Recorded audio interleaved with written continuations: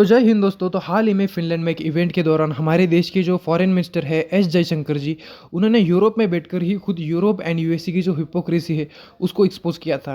And इसमें सबसे बड़ी बात गौर करने वाली ये थी कि खुद यूरोपियन मीडिया यूरोपियन लोगों के सामने ही यूरोप एंड यूएसए के जो डबल स्टैंडर्ड है उसको एक्सपोज किया था।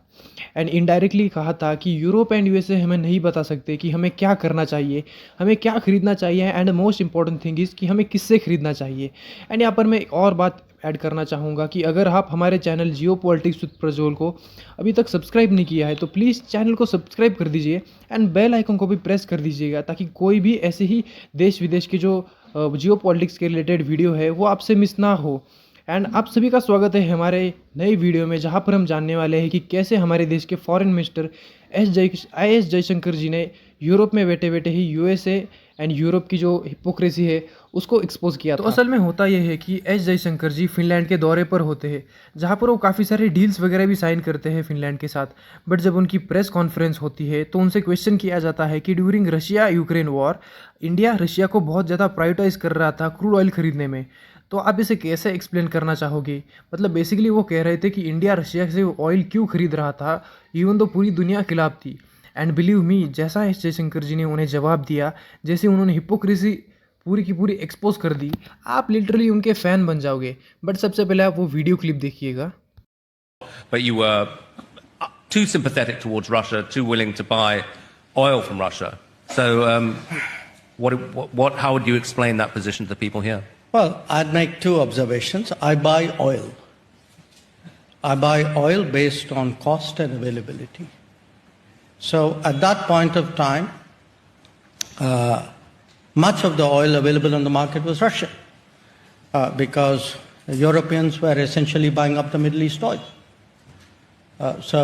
which was our traditional supply. So circumstances pushed us in a certain direction. तो जैसे कि आपने वीडियो में देखा कि एस जयशंकर जी कहते हैं कि हमने क्रूड ऑयल वहीं से खरीदा जहाँ पर अवेलेबल था एंड जहाँ पर ऑयल के प्राइसेस भी कम थे। एंड इससे पहले हम भी मिडिल ईस्ट कंट्रीज़ मतलब अरेबियन देशों से ही क्रूड ऑयल खरीदते थे, लेकिन during Russia Ukraine war Europe ने हैवी स्केल पर मिडिल ईस्ट का जो ऑयल परचेज करना शुरू कर दिया। एंड इसी वजह से जो मिडिल ईस्ट का ऑयल है उसकी अवेलेबिलिटी कम हो गई।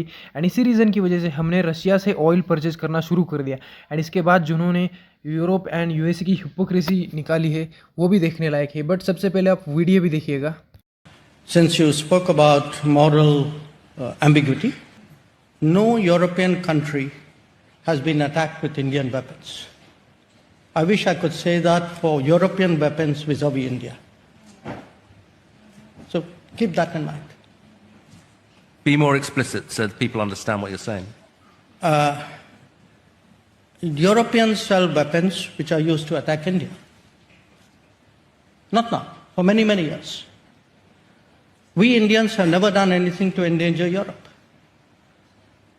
So I think that's a reasonable point. तो इस वीडियो में एस जयशंकर जी कहते हैं कि अगर आप मॉरल एम्बिग्विटी की बात कर रहे हो तो आप याद रखिए कि इतिहास में कभी भी इंडिया में बने हुए वेपन से यूरोप पर कभी भी अटैक नहीं हुआ।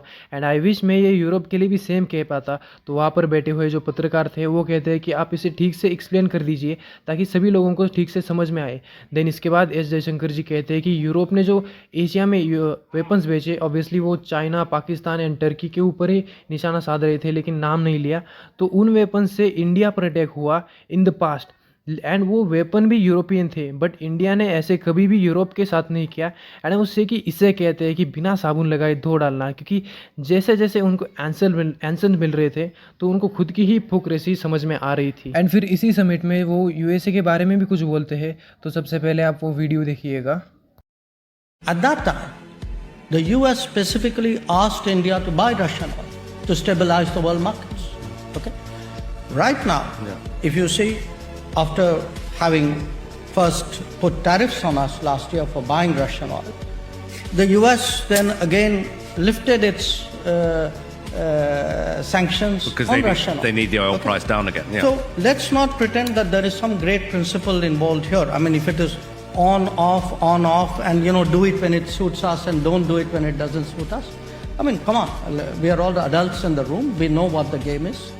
So I don't think making this about sanctimony is तो really यहाँ worrying. पर एस जयशंकर जी कहते हैं कि पिछले साल यूएसए ने इंडिया के ऊपर टैरिफ्स लगाए थे रशिया से ऑयल खरीदने के लिए, एंड देन फिर उसी टैरिफ्स को रिमूव कर दिया एंड कहा कि आप रशिया से ऑयल खरीद सकते हो।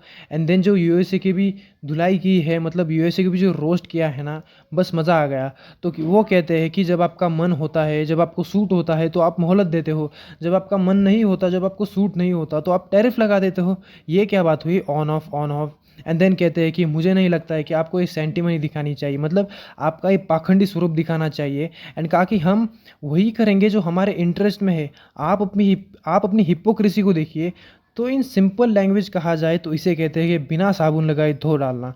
And to be honest, S Jaishankar ji के लिए इसी वजह से रिस्पेक्ट बढ़ जाती है को जिस हिसाब से डिप्लोमेसी हैंडल करते हैं एंड जिस हिसाब से आंसर देते हैं। I mean to be honest, we got one of the really finest foreign minister from all of. And यहाँ पर मैं आपकी राय जानना चाहूँगा कि क्या हम वैसा ही विश्वास यूरोप एंड अमेरिका के ऊपर दिखा सकते हैं जैसा हम रशिया के ऊपर दिखाते हैं, या फिर नहीं? तो प्लीज़ कमेंट करके ज़रूर बताइएगा। एंड आई विश आपको वीडियो समझ में आई होगी एंड पसंद भी आई होगी। एंड अगर वीडियो पसंद आई हो तो प्लीज़ वीडियो को लाइक कर दीजिए एंड चैनल को भी सब्सक्राइब कर दीजिए, एंड सब्सक्राइब कर बेल आइकन को भी प्रेस कर दीजिएगा ताकि कोई भी ऐसे ही वीडियो की नोटिफिकेशन आपसे मिस ना हो। And thank you for watching the video till the end, and as always have a nice day.